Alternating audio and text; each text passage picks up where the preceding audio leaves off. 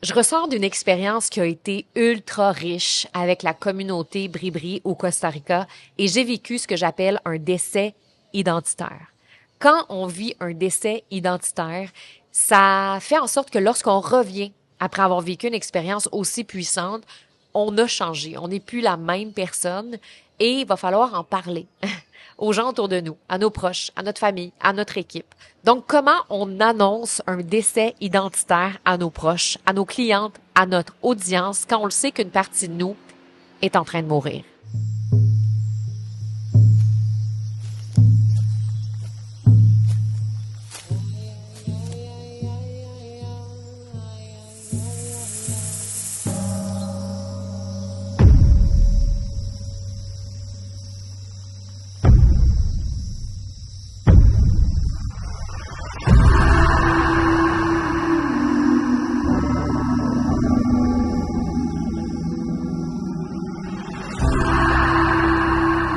Aujourd'hui, c'est terminé de se taire. T'es pas ici pour plaire, mais pour partager un message, une vérité, une vision pour le monde. Ta voix porte quelque chose de plus grand que toi. C'est une médecine puissante. Dans ce podcast, on explore la puissance de la voix féminine, celle qui guérit, celle qui dérange, celle qui allume les révolutions. Parce que tu es ici pour créer quelque chose de grand avec ta voix, pour partager ce qui est en dedans de toi. Et c'est cette voix d'origine qui peut te permettre d'avoir une vie et une entreprise en alignement avec la leader visionnaire que tu es vraiment. Je suis Stéphanie Mété, alchimiste de la voix, et depuis 7 ans, j'ai accompagné plus de 1000 femmes en francophonie à amplifier et monétiser leur voix pour faire rayonner leur expertise. Mon approche mélange des outils concrets d'influence, des pratiques somatiques et psycho-énergétiques pour libérer non seulement la voix, mais tout ce qu'elle porte.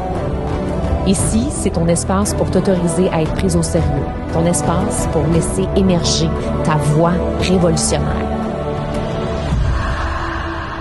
J'ai vécu dans les derniers jours un décès identitaire. J'ai envie de l'appeler comme ça parce qu'on parle souvent de shift identitaire. Mais pour qu'il y ait un shift, il faut qu'il y ait une transmutation. Faut qu'il y ait un décès d'une partie de nous. Faut qu'une partie de nous meure. Et ça a tellement été drastique, ça a tellement été radical que ça m'a vraiment, vraiment, vraiment secoué. Autant ça m'a excité, autant ça m'a challengé.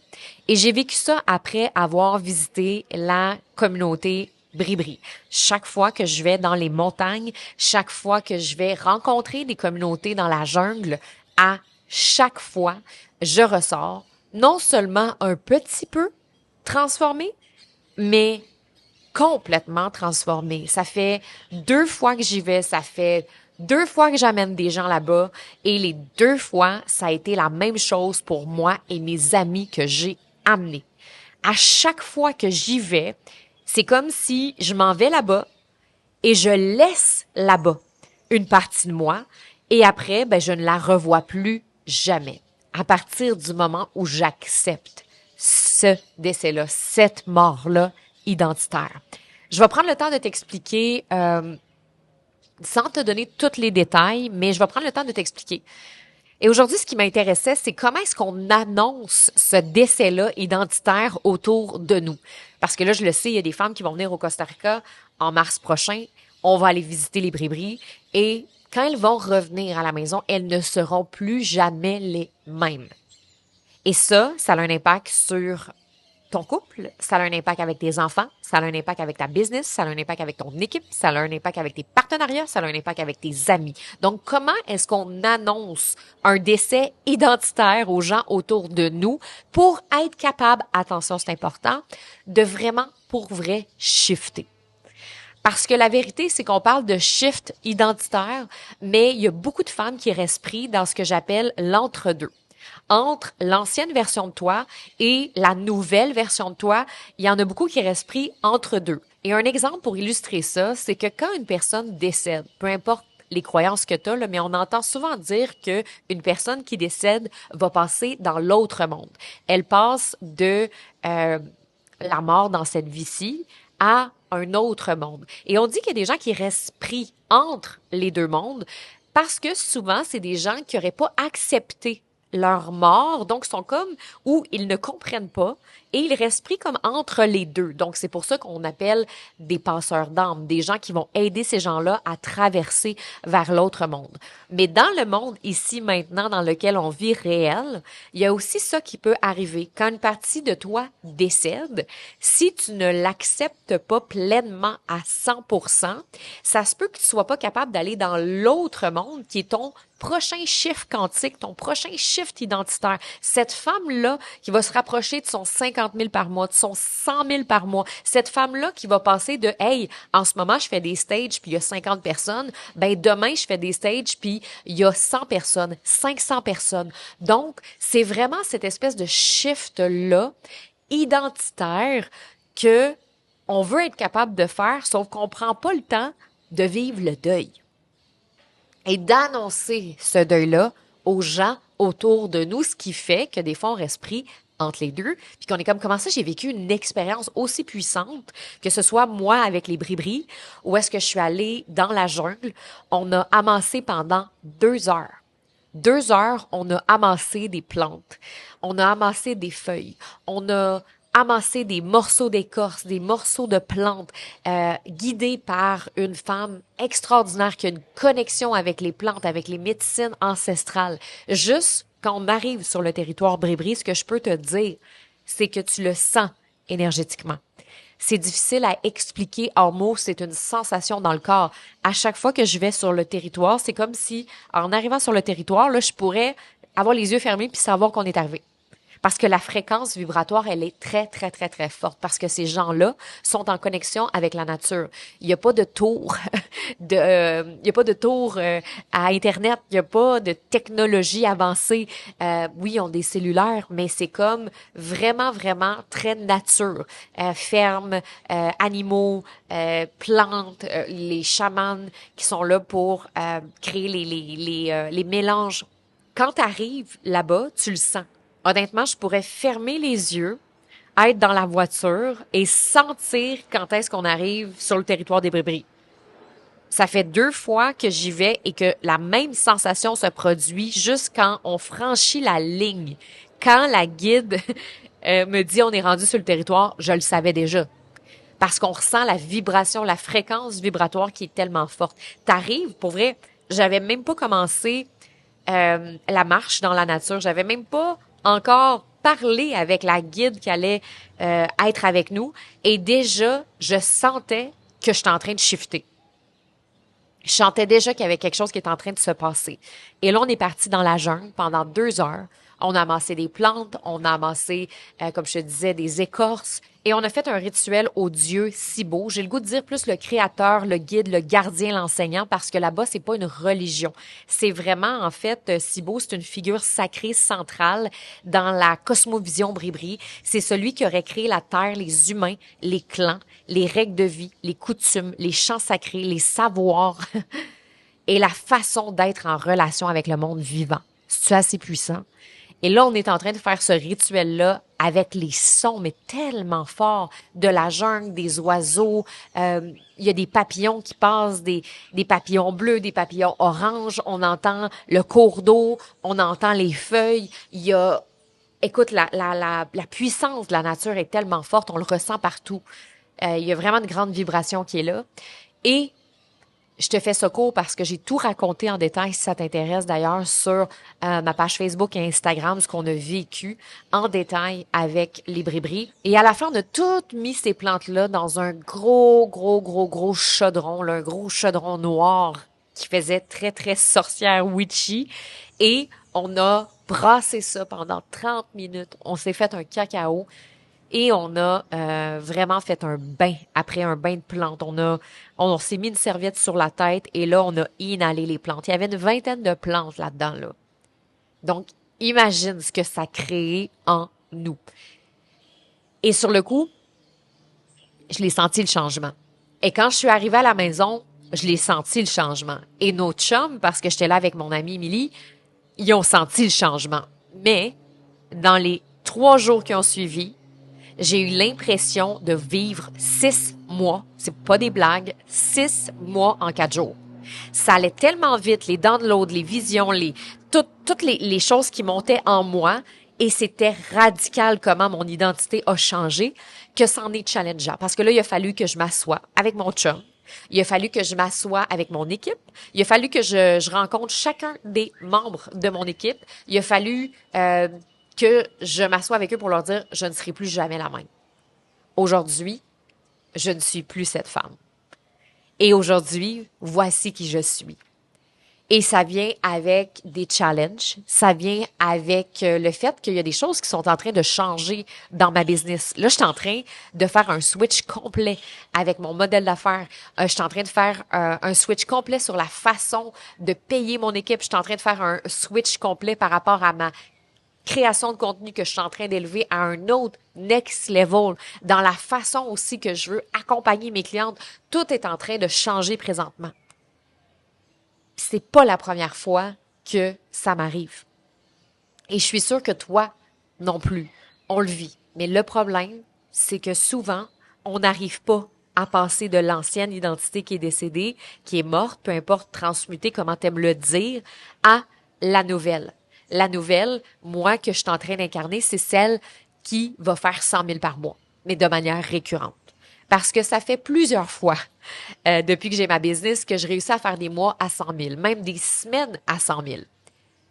Mais j'ai jamais été capable de maintenir 100 000 par mois de manière consécutive pendant 2, 3, 4, 5, 6 mois. On peut pas dire qu'on fait vraiment 100 000 par mois puis qu'on a une business à 100 000 par mois si on n'est pas capable de le maintenir. Moi, je suis capable de dire que j'ai une business à 50 000 par mois depuis un méchant bout de temps parce que ça, je le maintiens. Cette identité-là, that's check. 60 000 par mois aussi, that's check. 80 puis 100 000, j'ai souvent, j'y touche plus, j'y touche plus. C'est comme si j'avais un pied dans l'eau, mais que j'étais pas complètement dans l'eau. Et ça, c'est la raison pourquoi ça arrive. Et là, j'ai tout catché. J'ai tout catché quand j'étais avec les brébris, puis j'ai tout catché après. C'est parce qu'il y a des parties de ma nouvelle identité que j'arrive pas à assumer à 100%. Je suis pas 100% fucking all-in. Je suis à 85% all-in. Mais il y a des mois que je suis à 100% all-in, mais là, l'autre mois d'après, je back off. Je reviens à 100% all-in, mais là, je back off. Pourquoi? Parce qu'il y a des parties de cette identité-là qui me challenge. Premièrement, ce qui est important, c'est de faire le deuil de l'ancienne identité. Et souvent, on oublie de le faire, le deuil. Il y a beaucoup de femmes que j'entends, moi, j'ai shifté d'identité, moi, je suis rendue là. Comme si on reniait l'ancienne partie de nous. C'est un peu ça, c'est comme si là, c'est ton ego qui parle. Hey, moi, je suis rendue là, moi, je suis plus là. Attends, ton ancienne identité, là, il y a un moment donné, tu pensais que c'était ton top identité, là. Il y a un moment donné que tu te sentais vraiment puissante. Il y a un moment donné que ce chiffre-là, tu l'as vécu puis tu te sentais vraiment bien, vraiment dans ta pleine confiance. Ça t'a aidé, ça t'a amené des clientes, ça t'a amené des opportunités. Donc, honore-la, cette identité-là. Accepte-la, cette identité-là. Aime-la, cette identité-là. C'est super important. Des fois, on veut justement trop shifter et là, ça fait en sorte qu'on est dans l'ego et qu'on peut pas faire un saut quantique dans l'ego. Donc, on ne maintient pas après le palier financier qu'on veut atteindre ou le palier d'opportunité qu'on veut atteindre. On va peut-être y toucher, on va mettre un pied dedans, puis après, on va sortir le pied. Un peu comme je viens de te parler. Donc, une chose que j'ai appris, c'est que je devais faire le deuil de mon ancienne identité, puis le vivre avec les autres aussi. Le vivre avec mon chum, le vivre avec mon équipe, le vivre avec mes clientes. Je sais que vous avez aimé profondément cette personne-là. Je sais que vous avez aimé profondément cette femme-là. Je sais que vous avez aimé profondément cette coach-là. Je sais que vous avez aimé profondément cette leader-là. Mais cette leader-là, ben, je dois lui dire au revoir. On doit lui dire au revoir. Merci. Je t'aime. Et à partir de ce moment-là, il y a des gens qui vont peut-être quitter, qui vont peut-être s'évaporer, mais il y a des gens qui vont rester puis qui vont être encore plus solides. Et parce que toi, tu vas avoir accepté cette nouvelle identité-là, ils vont grow avec toi. Ils vont attirer encore plus d'opportunités avec toi. Donc, ça demande des conversations inconfortables. Je te donne un exemple. Avec une de mes clientes qui me dit, ben là, moi, je peux pas partir en voyage parce qu'elle veut venir à une de mes retraites. Elle dit, je peux pas partir, je peux pas laisser comme mon chum encore avec les enfants. Sur le coup, c'est ça qui vient, tu sais. Puis après, elle me dit, ben non, je dois avoir une conversation avec lui, je m'en viens. Comprends-tu? Ici, le shift, là, c'est pas je ne peux pas, c'est j'y vais. C'est j'y vais. Et c'est d'accepter que ça se peut que, ben, ça plaise pas. Parce que vivre un shift identitaire et assumer pleinement sa prochaine identité, faire un vrai saut quantique, c'est inconfortable. Puis si ce l'est pas, c'est parce que t'es encore pogné dans le milieu. Ou tu mets ton pied puis t'es pas plongé à 100%. Donc, moi, la raison pourquoi est-ce que j'ai pas réussi, par exemple, à maintenir 100 000 par mois de manière consécutive, mais je suis capable de le faire. Je sais c'est quoi la stratégie pour le faire. Je sais comment le faire. Et je le vois quand même assez facile. Mais pourquoi je le maintiens pas? Ça n'a rien à voir avec la stratégie. Je pourrais me payer the best coach ever. Je pourrais avoir la meilleure stratégie puis on me guide étape par étape, main dans la main. Je vais être capable de le faire, je serai plus capable de le faire. Je vais être capable de le faire, je serai plus capable de le faire. Parce que je n'assume pas pleinement à 100% cette identité-là. Donc, quand on arrive à notre nouvelle identité, first step, le deuil de son ancienne, pour pas être dans l'ego. Parce que si on est dans l'ego, on va finir par retomber. OK? Donc, on veut pas être dans l'ego de « Ah, moi, je suis rendu là, puis pas toi. Moi, je suis rendu là, puis pas toi. » Non. Non. Ça, c'est pas du leadership. Ça, c'est de l'égocentrisme de haut niveau. Puis on l'a tout déjà fait, hein. By the way, là, on l'a tout déjà fait. Moi, je suis rendue là. Je ne suis plus une coach. Je ne suis plus ci. Je ne suis plus ça. OK. Puis c'est correct que tu dises tout ça. Mais dis-le en respectant l'ancienne version de toi. On devrait toujours respecter l'ancienne version de soi, puis on devrait toujours l'aimer. Quand ça c'est fait, quand c'est annoncé à nos proches, quand on a dit, écoute, moi, je m'en vais là. Are you coming with me? Or are you not coming with me? Est-ce que tu acceptes ou tu n'acceptes pas? Et après, la décision ne nous appartient pas. Et on ne peut pas rester juste pour faire plaisir. Et ça a été là, moi. Ça a été là, moi, mon gros problème. Parce que j'ai toujours un petit fond de jeune fille en arrière-plan, là, tu sais. Écoute, je suis une femme qui a confiance en moi, je me sens solide, j'ai pas peur de donner mon opinion. J'ai été capable de passer rapidement les paliers 10 000 à 20 000, 20 000 à 30 000, 30 000 à 50 000, let's go, on y va, on avance. Mais là, that's another shit. That's another shit. Il y a un autre game ici, là. C'est que là, il faut que tu acceptes de déplaire de façon radicale. Il y a des clientes qui seront pas contentes. Il y a des amis qui seront pas contents. Il y a des membres de l'équipe qui seront pas contents. Et je parle pas des miens nécessairement, là. Je suis vraiment dans une période de ma vie où je suis énormément, j'ai pas le goût de dire chanceuse parce que c'est ça qui me montait, mais privilégiée d'avoir les gens que j'ai autour de moi à ce moment-ci de ma vie. Mais en même temps, si j'ai manifesté ces gens-là, autant mes amis, je suis comme, oh my God, la qualité, la richesse de mes amitiés en ce moment. La richesse de mon couple. De l'homme incroyable que j'ai qui m'encourage, même si il trouve ça difficile, les shifts, lui, les sauts quantiques. Il trouve ça difficile, mais il l'accepte. Mais c'est juste que ça y prend un temps, lui, faire sa transition. Moi, c'est parce que ça me prend 4 jours le faire. Là, moi, c'est fait, moi, c'est ça, moi, c'est ma décision. Puis là, lui, sur le coup, il est comme, ouf, tabarnak, encore une fois, un autre saut, hein? Sur le coup, lui, ça y prend un petit peu plus de temps. Mais à un moment donné, il process. Puis là, quand il process, puis que là, il est comme, bon, j'accepte cette nouvelle identité-là, j'arrive avec une autre. Ah non. Mais il va toujours m'aimer, il va toujours m'accepter comme ça. C'est ce qui fait qu'on est encore ensemble. Et j'ai l'équipe, la Dream Team en ce moment. J'ai mon équipe de rêve que j'ai comme manifestée toute ma vie. Elle est là. Elle est en place. Et on est en train de bâtir des choses extrêmement grandes. Puis j'ai tellement eu peur quand dimanche, là, la semaine passée, je les ai appelés un par un. Parce qu'il fallait que je leur partage que j'étais en train de changer d'identité. Puis j'avais tellement peur. J'avais tellement peur qu'ils embarquent pas, là. dans ma nouvelle vision, puis qui embarquent pas, puis qui acceptent pas la nouvelle femme que je suis. Puis j'en ai shaké par en dedans, là. Et je pouvais pas attendre. On avait un meeting d'équipe, là, le lundi, je pouvais pas attendre. Fait que j'ai appelé tout le monde. Zoom, FaceTime. OK, let's go. Et ils ont fait comme, let's go. Let's fucking go. Et j'étais comme, oh my God. Comment ça, j'ai cette équipe-là? Je suis pas chanceuse. Je l'ai manifesté. Je suis privilégiée. Parce que j'ai dit non à certaines personnes. Parce que je sais ce que je veux et je sais ce que je vaux.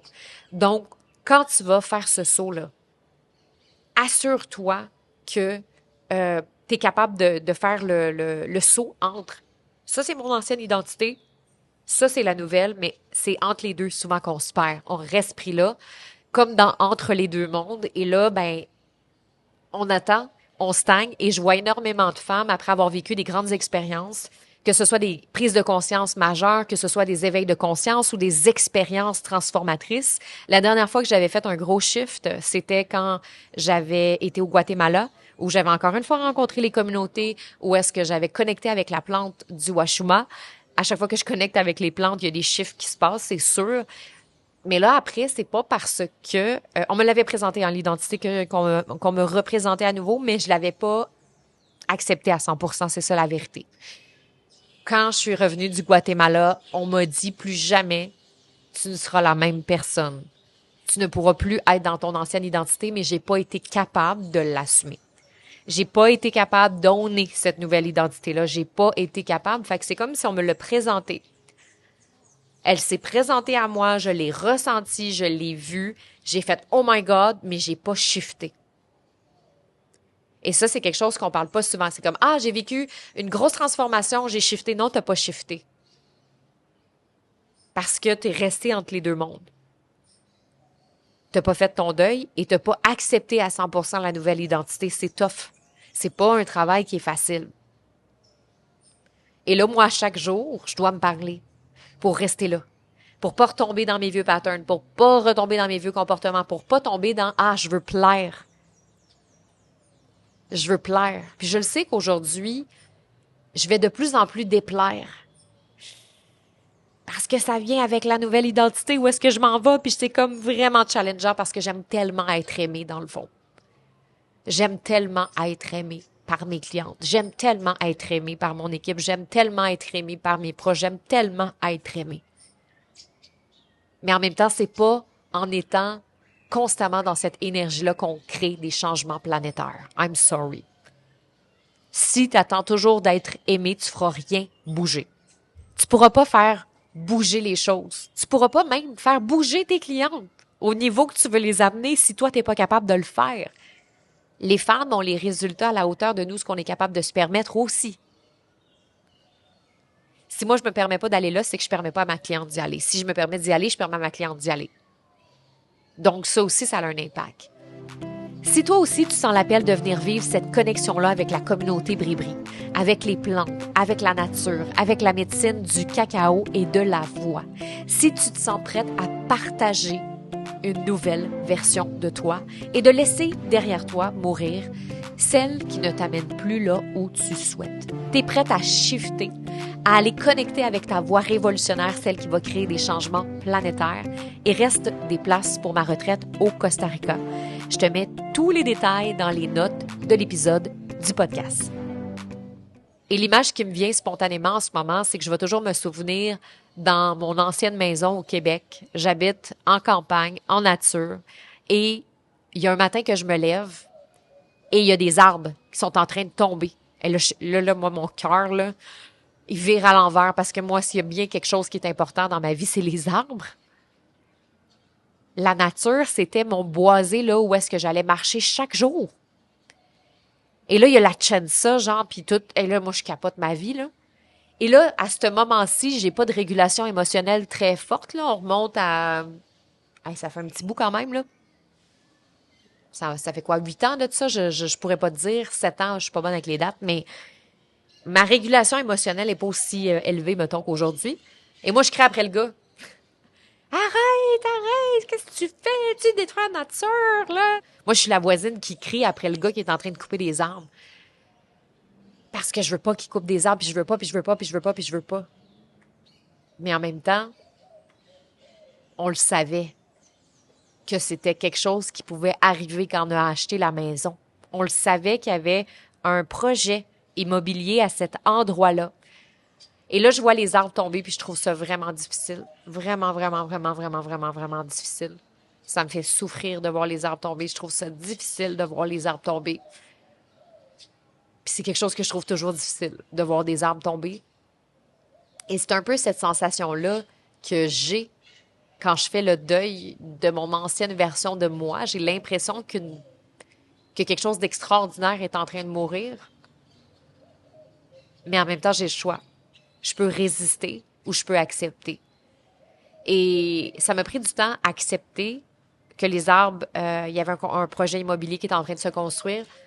Mais en même temps, je le sais qu'après, il y a des familles qui sont allées vivre là puis qui ont beaucoup de bonheur aujourd'hui. Je suis pas nécessairement contre, euh, mais en même temps, il y a toujours du bon puis du mauvais dans tout. Et de voir des petits-enfants courir sur le terrain après puis de se dire, OK, peut-être que ces gens-là auraient pas eu de maison, peut-être, peu importe. Il y a quelque chose de beau dans tout. Il faut apprendre à voir la beauté dans tout. Et c'est un peu la sensation que j'ai quand il y a une partie de moi qui meurt. C'est OK que ce soit triste, c'est OK que ce soit challengeant, c'est OK. Mais en même temps, il y a quelque chose de vraiment beau qui est en train de se construire. Il y a quelque chose de vraiment wow qui est en train de se builder à l'intérieur de toi, à l'intérieur de tes cellules dans cette nouvelle identité-là. Je trouve que c'est vraiment important de parler de ça parce que c'est vraiment l'anti-stratégie pour réussir. Vraiment. C'est ça qui va faire en sorte que tu vas passer d'une salle de 50 à 500. C'est ça qui va faire que tu vas passer de 10 000 à 30 ou 30 à 50 ou 50 à 100. C'est vraiment ça. Apprendre à dire non, dire les vraies affaires, assumer pleinement sa nouvelle identité, quitte à avoir l'air d'une bitch, d'une poffine, d'une ci, d'une ça, puis de faire OK, ben c'est mon choix et c'est assumé. Si tu l'assumes pas, ça fonctionnera pas. Tu vas retomber dans tes anciens souliers, dans tes anciens patterns et encore pire, on reste stagné. On est dans le stagnant entre l'ancienne et la nouvelle. Et là, c'est là que souvent les filles bloquent, les filles stagnent, les filles développent des mots, les filles ne se sentent pas bien, me disent, écoute, je reste tout le temps bloquée, je reste tout le temps pris, j'ai pas plus de clientes. Ben non, on le sent, là, en ce moment, t'as pas d'identité quasiment, là. Parce que quand on est entre les deux, on n'est plus personne. Quand on est entre les deux, on est qui? J'accepte pas ma nouvelle identité qu'on vient de me présenter en pleine face, puis l'autre est en train de mourir, mais je suis qui? Who am I? Hello? Et c'est ça, en fait, qui fait qu'on réussit pas. Comment tu peux attirer quelque chose si tu sais pas qui tu es? Donc, c'est vraiment ce que j'avais envie de te parler aujourd'hui puis de te partager. Tu me diras qu'est-ce qui résonne en toi parce que je suis convaincue qu'il y a des personnes qui écoutent en ce moment le podcast qui sont en shift. Parce qu'il y en a énormément, moi, dans mes clientes présentement. Puis, tu sais, souvent, quand on en vit, nos clientes en vivent, mes amis en vivent. Tu sais, je suis vraiment entourée de gens qui vivent des chiffres parce qu'on les vit tous ensemble. Puis, c'est très, très inconfortable en ce moment. Mais t'es pas toute seule à le vivre. Souviens-toi qu'il y a plein d'autres femmes qui vivent ce shift-là. Faut juste que toi, tu continues chaque jour d'assumer cette nouvelle identité-là. Puis aujourd'hui, ce sera peut-être pas une journée facile. Demain, ça va peut-être l'être. Le surlendemain, ça le sera pas. Mais c'est ça qui fait que tu vas rester dans cette identité-là et que tu vas avoir les résultats à la hauteur de cette identité-là. Pas juste y goûter. Pas juste y goûter un petit peu, mais vraiment le savourer à temps plein à 100%. Donc, c'est ça que je voulais te partager aujourd'hui. Chaque fois que je vais dans la communauté Bribri, c'est tellement puissant, tellement extraordinaire ce qu'on vit. Puis, j'ai déjà hâte d'y retourner en novembre parce que j'ai été invitée par justement une guide qui me disait qu'elle aimerait m'amener dans sa famille. Là, je suis comme vraiment honorée. Et je vais y retourner avec les filles au Costa Rica en mars. Fait que d'autres chiffres identitaires à venir. Oh là là. Mais c'est correct. Un par trimestre, pas pire quand même. Hein? Un par trimestre, pas pire. Et on va toujours continuer de shifter comme ça. C'est vraiment d'accepter d'avoir les deux pieds dedans qui est le plus difficile souvent. Alors, je te souhaite une belle semaine. Si tu as le goût de venir me parler de ce qui est ressorti de cet épisode-là, ben ça va me faire super plaisir. Je sais qu'il y en a plein parmi vous qui m'envoient des messages sur Instagram et ça me fait toujours plaisir de savoir qu'est-ce qui est sorti pour vous. À la semaine prochaine. Ciao, ciao!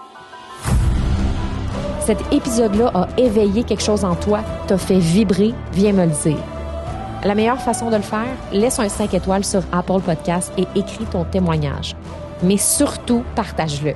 Envoie cet épisode-là à une femme que t'aimes. Une femme qui, elle aussi, aurait besoin d'entendre ce message-là.